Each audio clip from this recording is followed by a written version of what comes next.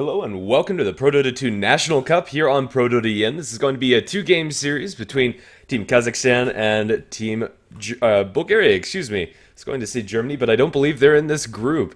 As far as everybody's playing, it's effectively Command Minus versus Next KZ. Should be a pretty good match. I'm Grandis Fee, and today I'll be joined by Danily Casts. Hey, how is the static problem? Is it the same as last The time? static isn't bad, but the call quality in general is pretty bad, so I think we should try recall. Okay, that's a good idea. Actually, you're back. I'm back? Oh, you sound alright. We can just keep on going. Let's not break anything. Okay. Skype problems. Oh god. So I was looking at the stats for both of these teams, and Team Kazakhstan's the only one that's played out of these two, was it? Bulgaria doesn't Yes. have a game yet, so not too sure how they're going to perform, whereas Kazakhstan, they won their previous series 2-0, and they played against, who was Denmark. it? Denmark. So, did you cast that game? Yes. How did they perform? In general, pretty well. It's not much to go off of. There has only been one game in this group played. As you already mentioned, no matches on record for the side of Bulgaria, although Command Minus in general, I'd say, are a pretty even match for Next KZ, and on a good day, either of these teams could take it. So it'll be interesting to see how they fare on this newer patch. But for now, the draft looks pretty standard. Maybe some of the bands a little bit different, but Ember Spirit, Undying, Bounty Hunter, Winter Wyvern taken out with the first pick Gyro and a first pick Darks here. This looks like pretty standard fare. Very safe, honestly, the heroes that they picked. Just managing to secure these strong heroes now, so they don't have to worry about it later. But wow, Commanders... Sorry. We have a Disruptor pick as a second pick. Now, this hero received very little changes, was it? I looked at Yeah. I looked at him for a little bit, but as a The big second pick... thing for Disruptor is that he doesn't get shared vision of the target anymore with the Thunder Strike. It's Ah, only of the that's it. target that the Thunder Strike's applying. So although that is a minor nerf, and vision is super important in Dota right now, at least you do get the vision to combo up with your glimpse. And in general, it's still a really good hero. Yeah, and he's going to be a good hero as well, especially up against this Tusk. Like, even though the Tusk is going to be able to snowball around the map, you can still have the Disruptor displace him so that he won't be there for the fights, or you send him back where if he tries to snowball to a creep to get away. So this hero is very interesting. We don't see him that much anymore, but I like to see a bit of a comeback for Disruptor. Tusk, though, he managed to get through, so this will be a pain in the butt for the Radiant to deal with. Are there any heroes that are still available in the pool that you're looking at for the moment for any of these teams?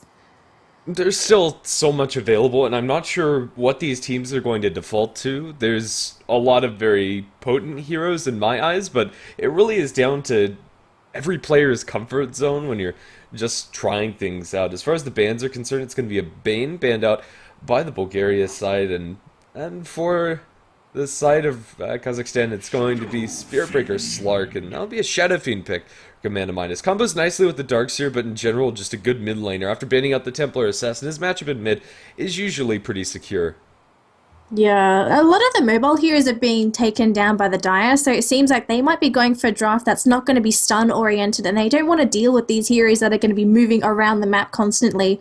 So they might be going for something a little bit more greedy this game, whereas the Radiant, they ban TA. What about the Bane ban? I've seen this hero played a couple of times, but I don't really feel the impact that a Bane has. I think it was yesterday there was a Bane in the Ukraine team, Team Ukraine? Yes. Or was it the other day? It was But that with was a Team Mask of Ukraine, but it was... Madness. Yeah. Bane is incredibly annoying in the laning stage and incredibly disruptive in the game as a whole. When you are dealing with a carry that's going to get so farmed like a Shadow Fiend, the hard amount of single target disable is not something you want to be playing with, although right now it doesn't combo amazingly with either the Gyrocopter or the Tusk. Neither of them require the Nightmare setup, and Gyrocopter doesn't use the Nightmare setup very well. It's still something that they don't want to deal with. I'd expect in the mid lane, just Bane enfeebling the Shadow Fiend would make it almost impossible to get those early souls. That's absolutely true. But a Visage pick as a third pickup. Now, this is the first time I've seen Visage since not even last patch. I never saw Visage last patch. It's been a while since I've seen this hero. Did he have any changes to really make him come back, or is this just a niche pickup for this game? Ogre Magi obviously receiving a crap load of buffs, so we got to see him eventually. Yeah, as far as Visage is concerned, no, Visage did not receive any super big changes. The only change in the last patch, if I recall correctly, is a slight increase on the AoE of the bird stun, which is okay, but it's not stellar. But even before the changes, Visage was a pretty good pick for a lot of teams, and it is, as you said, just a comfort pick. And a nice aggressive duo comboed up with the Crystal Maiden can definitely get kills, although maybe not on a Darkseer. These two don't have great ways to deal with the Surge unless you can catch a Frostbite as Darkseer is surging away, but that's pretty difficult for CM. She tends to be a bit on the clunky side. Back to this Ogre Magi pick. Could be interesting to see an aggressive dual lane coming out from Command of Minus. Ogre Magi and Darkseer would be incredibly hard to dislodge, even with the amount of magic damage coming out from like the Gyrocopter's Rock Barrage and the Soul Assumption. These two heroes are very tanky and very up in your face. Yeah, and also you have a lot of late game potential with the Shadow Fiend too, because you're going to be able to buff him up with the Bloodlust as well. So I love the Ogre Magi pickup for the Radiant. It really meshes well into their draft, and it adds a little bit, that gives them a disable as well, just in case the Tusk is going to be trying to go for a snowball, if the Gyrocopter's just going absolutely ham. But for the Dire though, they have a lot of roaming potential. They have a Crystal Maiden who's going to provide them that mana aura, and that means that Visage and Tusk, they can roam around the map. Visage can be a little bit more lenient with throwing out those casual soul assumptions if he wants to as well. So I'm expecting a lot of aggression for the Dire, considering that they are running this Crystal Maiden, because this hero falls off very quickly, so you have to make the most of her while she's still relevant. Yes, you can still play her in the late game, but her impact is very minimal compared to some of those other scaling supports. Anti-mage. So Wraith King and Queen of Pain Bandit, oh my goodness, they go straight for an anti-mage pickup. Yeah, they have no qualms about picking this up right now. The lockdown coming up from the Dire side is not incredibly reliable against an anti-mage. The stuns that they do have, Tusk Snowball, Warrior's Punch, and the Familiars, are all pretty weak against anti-mage. They either take a while incoming unless you have like a Blink Dagger on the Tusk, but this is going to help a lot. You now have a Shackle on the board with the Windrunner pick for their side. Going mid lane, that could help in locking down the anti-mage, but still I think AM is a completely reasonable pick and a pretty darn good one, although it is going to angle the Bulgaria side a little bit more towards the late game. Yeah, so with this in mind, I'm going to be expecting a lot of aggression for the Dire. You see this anti-mage pickup, and you need to shut down that team as soon as possible, whereas the Radiant, what they can do is they can stall the game for as long as possible, wait till anti-mage gets a couple of those items, and then they can either decide disconnect. to fight... Whoop. Did you disconnect? No, I want disconnected to. yet. I don't want okay. to crash. I'll crash on your behalf then, that's fine. Very well. But, but yeah, the Radiant, they can just wait till the late game, get items on the anti-mage, and then when they're ready to fight, they'll have that advantage in the late game unless they somehow just misplay the team fight completely. So it shouldn't be too bad. We'll have to see which team manages to pull off their draft first, and here we go. My cereal has been flattened. And with your cereal flattened, I'm going to try to reconnect. Apparently I had 10 cereals, so... Number 8 got You're slowing down a lot. I don't know. Skype was lagging there a bit? Really? It's back to normal now. Wow. Okay. Very interesting. But yeah, that's currently the only way to avoid crashing as a spectator, is not to be there when you load. I don't understand that. I thought there would be a lot more priority. I said this, I was in another cast yesterday, and I said that I assume Valve would put a lot more emphasis on trying to patch up the competitive, the competitive aspect of Dota first. So even for spectators, for players, obviously the players are not having any issues, but then it comes to us, right? And we just have to deal with another hump on the road.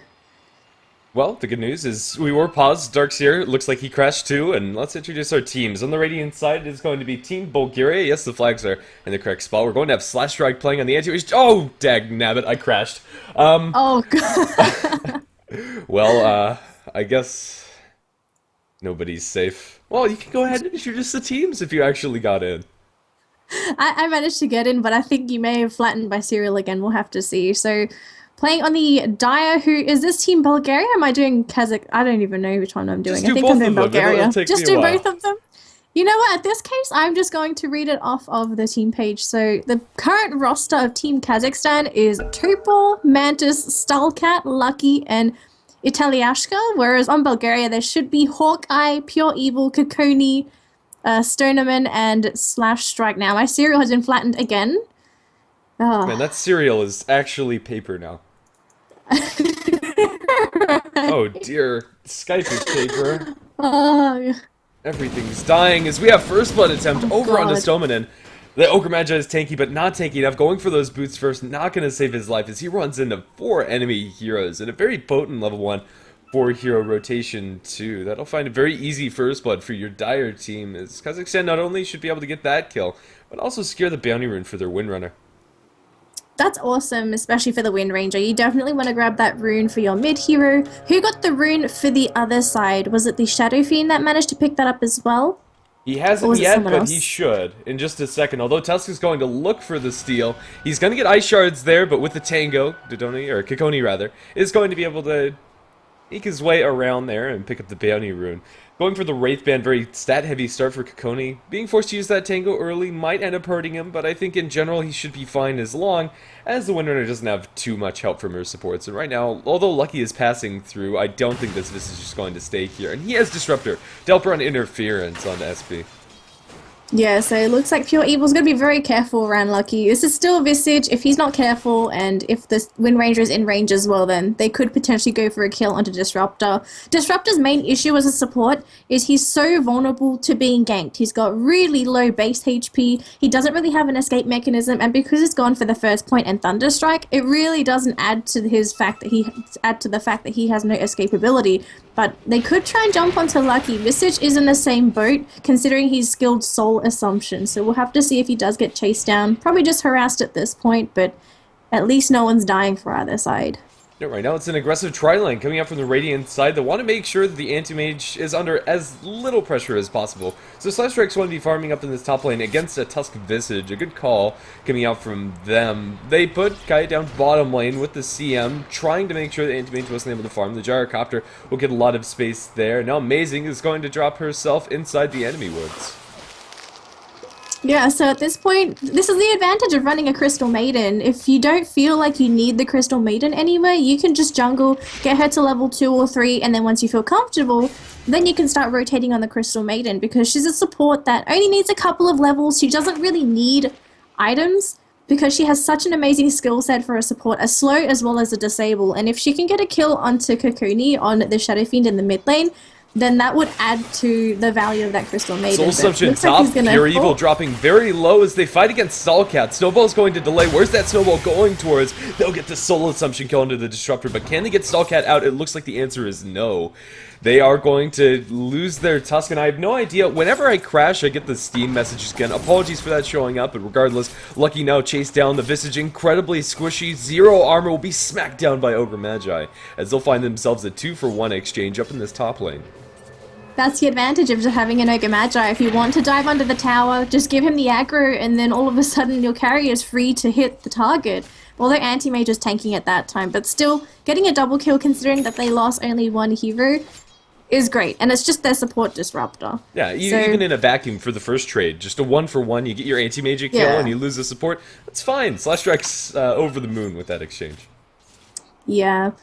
So for now, what's the priority for either side? Is it going to be the Shadow Fiend that will be the main priority, or will they have to focus more on the Gyrocopter for their farm? Do they just no, sorry, not Gyrocopter, the Anti-Mage. Would you focus more onto the Anti-Mage for now, or do you say, let's get Kokoni up first, and then we can tend to Anti-Mage a little bit later? Right now, they can do both. It's the pressure on the enemy side, the Dire team, to apply pressure and stop either one of these heroes from farming, because right now Kokoni's at 15-5 compared to the 13-5 of the Windrunner, although this is very even for now.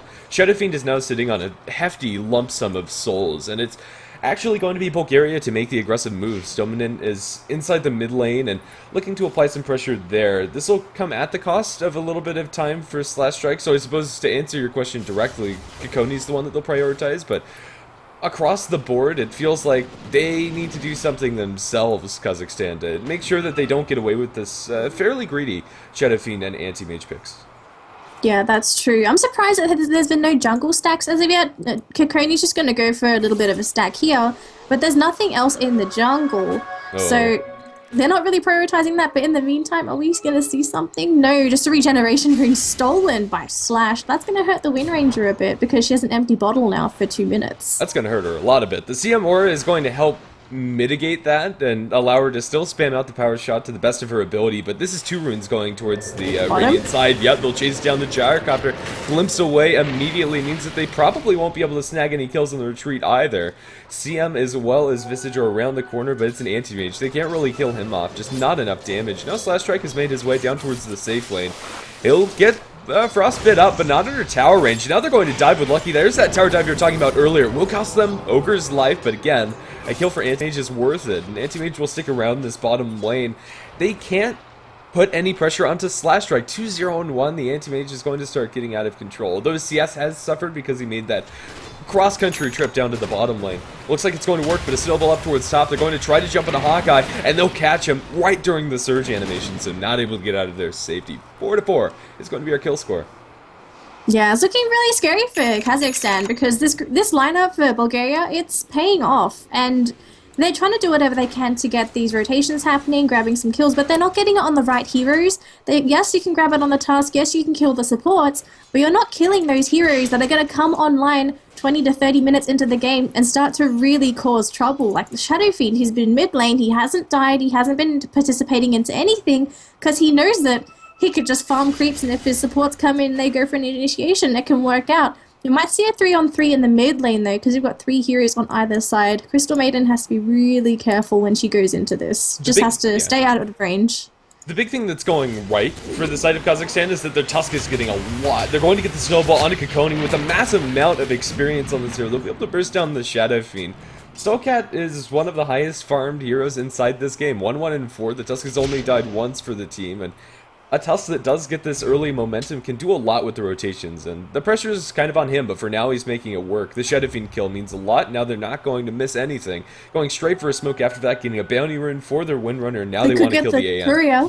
They could get the courier if they really want to, but what do they want to prioritize? They're going to go for a Walrus Punch on the courier now. They have to know this is happening, but they're still hanging around. Slash can get out easily, but it looks like the Disruptor's definitely going to die. Snowball going to connect onto Slash, and Visage actually managed to get down, and they get the kill onto Slash. He was shackled to the tree. Now Pure Evil on the Disruptor with no mana is going to be chopped down to Skullcat here. And in the end, it just goes to SB, but still, beautiful rotation coming out from Kazakhstan, just coming in from the backside. That was way too greedy by Bulgaria to still hang around when they knew the courier died in that vicinity. Well, they knew the courier died, but you don't expect there to be more than the Tusk. If your courier dies out in the blue there, you think it's just Skullcat roaming in, and they could have handled just the Tusk. They thought that the Windrunner was back off in a jungle or something along those lines, and just didn't know. A lot of that comes down to their lack of vision. Up towards top, Rocket Barrage is going to be into Stoneman, and the Ogre Magi is not nearly tanky enough to deal with that massive amount of burst damage. They'll punch down the Darks here, 4-9, and just like that, Kazakhstan now have control of the game. Although for a while there it was looking rocky, they've just found themselves 5 kills, a courier snipe, and have now made the map a lot less suitable for the Anti-Mage and Shadow Fiend to farm. Shadow Fiend is still pretty farmed, but not really keeping up with the Windrunner, the Gyrocopter, and the Tusk, all 3 of which are sitting at the top of the net worth chart.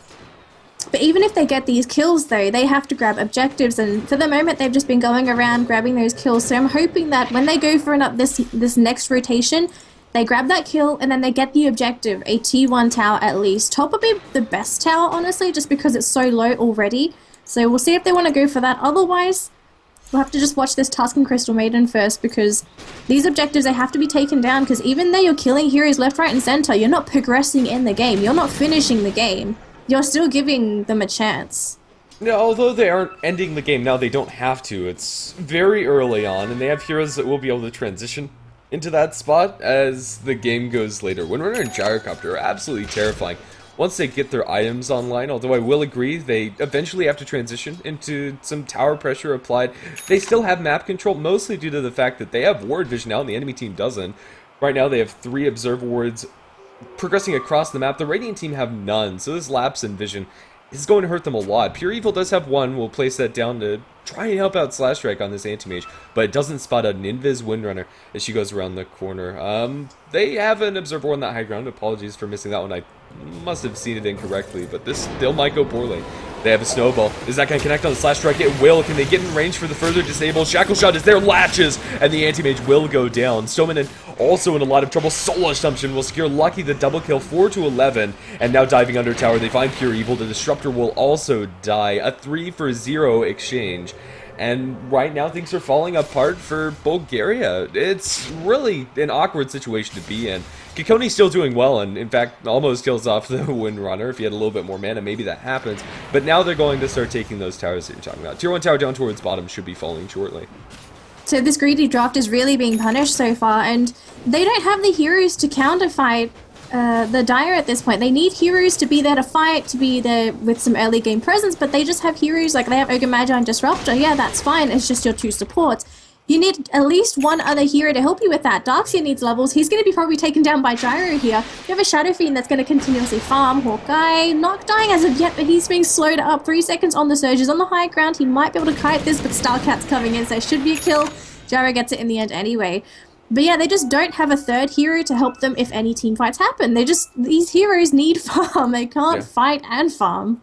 Even the Darkseer is not an offlaner that really contributes that much by himself, although if you can put your Ion Shell on like a Bounty Hunter or a Slugger, we'll have Sears get right into it. Oh, Glimpse in mid, looking for the TP cancel, they have the Mana Void, they have the Fire Blast, they'll blow both of them, amazing, and a lot of trouble. The CM was going for a deep warding mission and will be punished. That's something for Bulgaria, and even though the draft is greedy now, they still have the potential to come back in this in a pretty big way, and Shadow Fiend is getting to the point where he can start contributing to the team. Once you pick up that first item on SF, you can rotate around and do a lot, although for now he's pretty immobile. Shackle Shot going connected to Kikoni, Snowball to follow up, Power Shot, Walrus Punch, Soul Assumption, and he's down. Stallcat is going to be under the tower, but the tower aggro is going towards range creep, now slowing down Stoneman, and they'll be able to chase down this Ogre Magi. Another Ice Shards, although this one's going to be a little bit more detrimental to the team. The Power Shot is still there, and SB will find himself a killing spree. This game is going from bad to worse. These kills are just coming in like a sushi train, honestly. They try and reinforce that hero that's being jumped on, but there's just too much damage that they die before the supports can do anything, and then the supports are going to fall afterwards because these heroes are diving under towers to get kills. They're so confident with the way that they're playing that they know they can get these kills. No one's going to be there to protect those heroes. So this game is turning into an absolute disaster, and they're finally getting a T1 tower, but there is going to be 2 TPs in. Darkseer's going to be the first one to come in. Hawkeye, can you get a nice vacuum? It's just one hero so far. There's a glimpse onto the Wind Ranger. That might be a massive kill if they can get it, but, well, unfortunately Kikoni just gets frozen in place. They're going to have to go for the Wind Ranger kill. They leave everyone else on the high ground. They get 1 kill, but they lose the T1 tower, and that's pretty much it. Only 1 kill for a T1, absolutely not worth it. And they had to bring in a lot of heroes for that. The tier 1 was already down, and the gold exchange is going to be massively in the favor of Bulgaria. I think going for those TP rotations is absolutely worth it because of how far behind they were and how many kills the Windrunner has been involved in. It's going to be more than a 1,500 gold and experience swing, although it's hardly going to put the dent into the grand advantage for your Dire team, 7,500 still. It is going to slow things down. You can see the graph starting to flatline a bit, and even going back into the favor of Bulgaria on experience, or at least starting towards that way. Oh, Gyrocopter's is going to be very careful, and it looks like they do have vision of him, so they might try and go for a jump onto the Gyro. He's very squishy at this point, so it looks like he will definitely go down, but there's going to be the Snowball. Tusk is going to come in, saves his teammate for a little bit longer, but Starcat, he's by himself, and it looks like he might be punched down by these heroes, although Slash has to be very careful. If he gets spotted, he dies. So he just blinks away for a safety precaution, but Crystal Maiden's going to be coming in. She's got the Nova as well as the Bite available, but Hawkeye, straight TB Power Shot, not enough. Cannot get that kill, but oh my goodness, Slash is still here. This is very risky, but looks like Stoneman gets found out first. So we'll see if they can manage to find him. Power Shot, they have vision of him now. Frozen and stun locked in place. He goes down quite easily. So still 2-for-1 trade, very good for the Radiant. Absolutely. Most importantly, the Anti-Mage survives throughout all of that, and although the Anti-Mage isn't having a great time by any means, he's still finding enough space to where his Battle Fury, although not going to be stellar in its timing, is still going to be reasonable. Very close to getting that D-Ward and the Radiant Obs that was placed on that high ground. Unfortunately, that's not going to be the case for the Dire team, but maybe that's going to offer a little bit of extra space for Slash Strike. He'll probably save up his gold till he has enough money for the Claymore. Just a little bit over 1,200 till he has that full B Fury. Up towards top, they have an Invis Shadow Fiend walking around the corner, but Kikoni does have, excuse me, a point in presence of the Dark Lord. So if Jarkub was paying attention, I believe that was spotted, and Mantis wants nothing to do with an Invis Shadow Fiend. He's going to walk all the way home. And this looks like the smoke is just going to be a complete waste. There's no one here because in the meantime, there was a Solar Crest brought up by the Visage, and they're going to go right for a Roshan attempt. A little bit slow because remember there was a nerf to both the Medallion as well as the Solar Crest. It only does half of the negative armor thing to to Roche, so it's going to be a little bit slower, but looks like no one's even going to go into the Roche pit. They probably don't even know this is happening because they've only got ward vision in the enemy jungle, and having vision there, it's okay, but that means that you have to make sure that you make that ward count, because that ward is giving you aggressive vision. What about your defensive vision? You won't see them coming. Okay, so what that ward's going to offer them, it's going to allow Slash Strike to farm on the enemy side of the map. And in that sense, I think it's going to allow them to get the Battle Fury for the AM. So that ward in a vacuum is worth it. Absolutely. But when it comes to how they can get through this Aegis for the enemy team, I'm pretty sure that was mostly calculated. They'll get a deny, I believe, on the mid tower coming out from the Crystal Maiden, so that's going to hurt a little bit for the Bulgaria side, but right now they're just buying time. What's our first item for the Gyrocopter, I wonder? Looks like after a casual Yasha, it's going to be a BKB. Yeah, I've got no issues with this BKB pickup. There's nothing on the side of the Radiant that can really go through that. And once I have the BKB, they can just go for that 5-man Dota, go for those major pushes, and unfortunately the Radiant really can't do too much, considering that they are so behind in terms of items and levels. So down towards the bottom, there we got Starcat with the Shadow Blade popped, and he's going to look for somebody, but this might be the wrong party that he wants to go into. He was going to spot 3. There's a sentry ward, so if he goes into the wrong spot, he will be in trouble. Going to go for the anti-mage, it seems. He does quite a bit of damage. There's even going to be the shards as well. Goes for a snowball. Can he actually connect? It will be able to go into Slash, but he's got surged away. And in the meantime, Kayla is actually going to be stun locked, and there's going to be a beautiful combo by the Disruptor, keeping 2 heroes in place. And the Crystal Maiden as well, doing quite a bit of damage herself. So 2 for 1 so far. Hawkeye just going to have to go for a run, whereas the support Disruptor and the anti-mage. Anti-mage blinks, but Pure Evil, can he get the TP out? It looks like he might be able to. Never mind. There's a snowball to cancel that out. And that was a win for the Radiant. They take down the Gyro, they also get rid of the Visage, and they only lose their 2 supports. The reason why that goes so well for the Radiant side is the Disruptor, hands down. He starts that off by glimpsing the Windrunner back towards mid and bottom, where she was farming previously. So they're able to get absolutely no damage after that happens. And then a really nice static storm kinetic field combo. Shadowfiend going to unwind the Requiem, but Invis Stallcat will be able to bring him down shortly. Double races will connect. Anti-Mage comes in, they'll kill off the Tusk. Power shot from long range will kill off the Shadowfiend. A close call. It almost looked like it could have turned into Bulgaria's favor, but Stallcat will flip that on the other side. Invis on the Windrunner is going to be punished by the sentry on the ground. Pops the focus fire, pops the Windrun, trying to go for the Anti-Mage, but Anti-Mage will blink out cleanly. Vacuum back onto SB. Do they have a lot on Stoneman? Not really. Power shot will fly. Hawkeye's dropping low. Soul Assumption's there, but he has the mechanism. Even through the Solar Crest, should be able to run out if you're alive. SB low, long range Soul Assumption, enough damage, and even if it wasn't, they had the familiars around the corner. Another power shot will be thrown, but that one unnecessary. The end kill tally is 2 for 1. Favors the dire side. It's Kazakhstan. Kill off the Shadow Fiend, most importantly. So with this, what do they want to do with their time now? They're all relatively healthy. Wind Ranger is pretty low, so he's going to have to go back to the Fountain. Are we seeing any big item pickups? Looks like BKB almost done on Mantis. He's picked up the Ogre Club as well. And no real other item progression aside from Starcat picking up a headdress. Is this supposed to transition into a mech? It's interesting.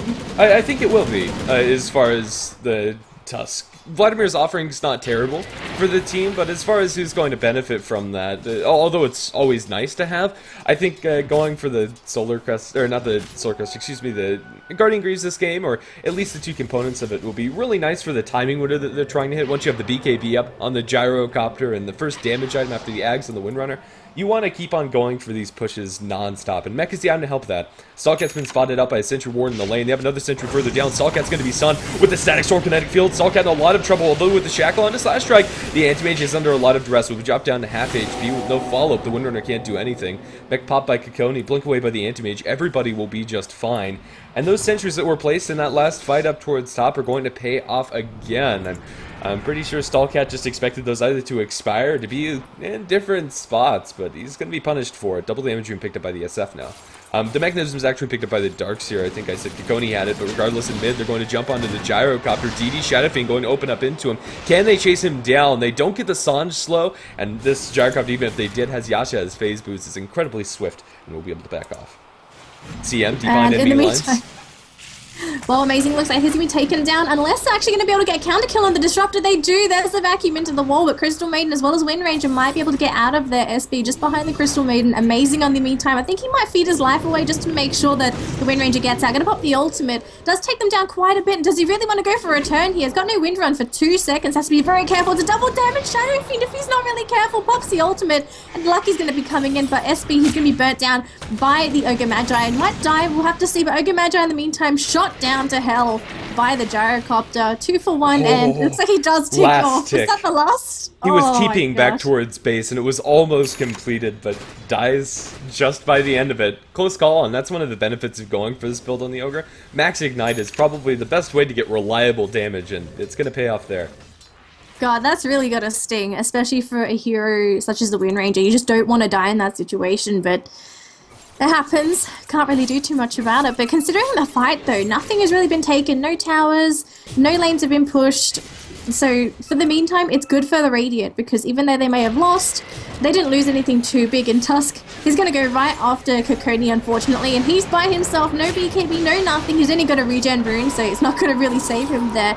Easy pick-off, but the supports are going to be coming in. Do they have the glimpse available? Yes, they do. Who do they want to go for? Slash is here too. Going to go right onto Kayla. There's going to be the ultimate from the Disruptor, but it's going to do nothing to the Gyro. He's got a BKB. Stylecat is going to go right after the Disruptor, but he ticked off anywhere as Slash, who's trying to run away. 1 second for the blink. Can he get it? He can get it. So it looks like he will get away, but the Urn Charges doesn't have enough damage to kill him off, so he'll survive, but Sturminen hiding in the trees, my friend. Don't move. Don't breathe. Don't do anything. Just stay there. And Yeah. he will. Oh, Stylecat. If he checks those trees, they won't find him. He's No, fine. he'll be able to casually walk that one off and just go under his tower inside the Dire jungle. The Darkseer's going to bump into the Windrunner, but nothing's really going to happen. Right now, still nice advantage for the Kazakhstan side, about 5,000 net worth and a little bit more than 2,500 in experience, but this is by no means insurmountable when you have an anti-mage that's farming this fast. Stallcat's going to be hunting behind the tower, but things are really slowing down when it comes to the advantage relative to the enemy team. It's been stalled out at about that 2,000 mark, and when you're dealing with an anti-mage and dealing with a Shadow Fiend, that gap can be bridged in just a matter of one team fight or one ill-fated push if anti-mage is able to take a tier 2 or something off the back of it. So this game could go either way, and we're looking for a pretty close one, but no, it's Stallcat again, going to look with the Shadow Blade behind the tower, and this time around he's going to bump into the Disruptor Ogre as well as the Darkseer Snowball. They'll blow up Disruptor before the start of this fight, and the Disruptor play has been on point. Having that away means it's going to be so hard to combat into it. Essentially, we're going to be placed inside the tower range. Not sure if that's going to mean anything right now. They'll know that there's a sentries there, but still that vision is going to remain, and everybody will be able to back off, but they have to deal with this anti-mage, but he's dropped the top tier 2 to down to 2/3 of his HP. It's so horrible losing your Disruptor because he's just one of the main heroes on the Radiant that has any sort of control mechanism, and it looks like we're going to have the Tusk coming in from the backside. No Sentry Ward, that's theirs. So they can go onto Hawkeye now if they really want to. So there's the birds coming in, doing a little bit of damage to Hawkeye. There's the punch, there's the shards as well, and Hawkeye just gets complete... What did the Tusk say? Ta-da! Oh my god. Well, I've never heard that line before, but still. Ta-da! It's a dead Darkseer. They had the Solar Crest on him with the Walrus Punch being amplified by that, doing a ridiculous amount of damage for what usually is a pretty tanky hero. He's sitting on 14 armor by default with the mechanism bolstering that a lot too, but doesn't really make much of a difference when 10 of that's chunked away and then you have so much physical damage too. They're going to go for Roshan. They have a double damage on the Windrunner, although for now she isn't able to focus fire. I believe they popped the Lincoln's effect on the Roshan with the focus fire. They'll be able to take this just the same, even without that DD popped, and very quickly too. Now with an Aegis, this is the first big opening for the side of Kazakhstan to apply pressure to high ground, or at the very least, take down the tier 2 bottom and tier 2 top. But I think this is probably about as good as it gets window-wise when you're looking at Mantis compared to the Command Minus, or rather the Bulgaria carries. Yeah, net worth-wise though, they're hanging in pretty well, Bulgaria. They have the second and third position for net worth, so Shadow Fiend and Anti-Mage are doing pretty well. Now, at this point, do they want to try and kill Stylecat? If they see him, I honestly believe they have enough with the Anti-Mage Darkseer as well as this Ogre Magi to kill him. Because the Anti-Mage is hitting pretty hard now. He's getting very close to his next item. I think he just picked it up. Was it the Astra that was just delivered? I didn't quite see that, but Slash is hitting pretty hard, and Starcat's gonna be coming into this by himself. If he's not careful, he's gonna be jumped on. Yeah, Slash Strike will blink away, and he should be just fine. The Anti-Mage is getting to that critical point, however. Once he has, like, Mantis Style, and then whatever his next item after that's going to be this game, maybe a BKB. But regardless, as long as he has that next major leap in power, he is hitting incredibly hard and has the Ogre Magi Bloodlust to boost him. The Ogre Magi has gone for 3 points into that Bloodlust ability, and when you have a base attack time as low as Anti-Mage does, every little bit means a lot. Maybe even he goes for the Basher, just hoping for some big plays and lucky disables. Shadowbladed Tusk is going to bump into Hawkeye, and it looks like we're going to have a dead Darkseer again. Yeah, he was halfway through the search animation, and unfortunately he's just going to get chopped to bits. But I think this game, the Anti-Mage definitely needs some sort of survival mechanism, not just a BKB, but if he even gets a little bit of HP, then I think that might be sufficient enough for him to fight in these team fights, because as is, a lot of the damage coming out from Kazakhstan is magical damage, aside from the Tusk, obviously, and the Wind Ranger focus fire. So he's not actually that bad when it comes to tanking the magic damage from the Soul Assumptions as well as the Crystal Maiden. Amazing has to be careful, but he's going to go for the stun onto the Anti-Mage, the snowball right onto Kokoni. He's going to be punched up into the air, but Slash is here with him, so if Starcat's not careful, he could be taken down. BKB has to be popped by Kokoni to make sure he gets out of this, and he needs to buy a TP scroll and straight TP. Is there going to be a disable? Is there a punch? No. 3 seconds left, and Slash into the trees as well, and a TP as well. And it looks like Pure Evil TP'd in the enemy secret shop, so he gets out safely. No one has died. Best scenario there for Bulgaria.